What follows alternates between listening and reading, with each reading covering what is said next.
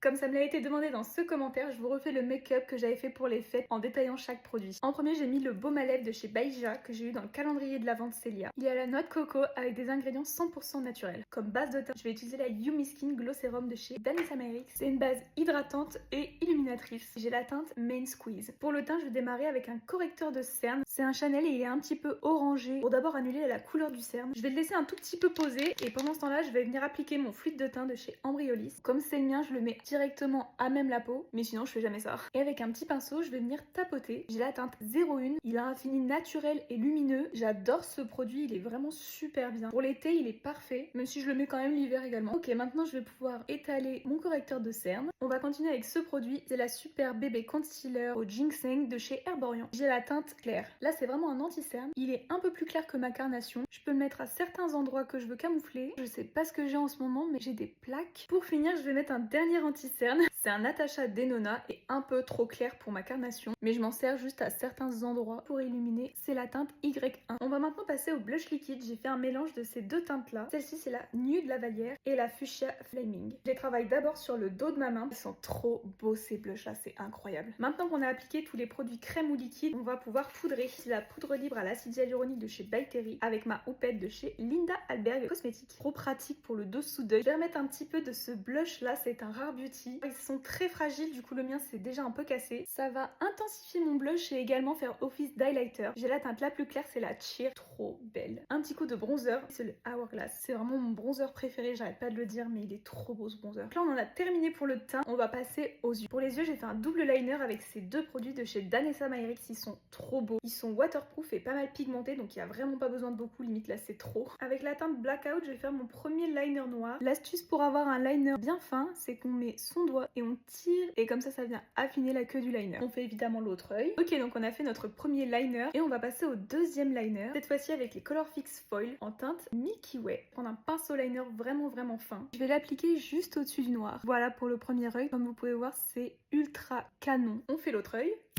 Et voilà le résultat avec les deux yeux faits, c'est juste trop beau. Je vais mettre un crayon noir dans la muqueuse supérieure parce que comme on a fait un liner noir, si on voit des bouts de muqueuse à travers, ça va pas être très joli. Si possible, utiliser un crayon waterproof dans la muqueuse. C'est un Chanel que j'ai moi. On a presque fini avec les yeux. On va mettre la touche finale avec le mascara. Celui-ci c'est de chez Fenty Beauty. Il est trop joli. Regardez la différence. Et il n'y a qu'une seule couche pour le moment.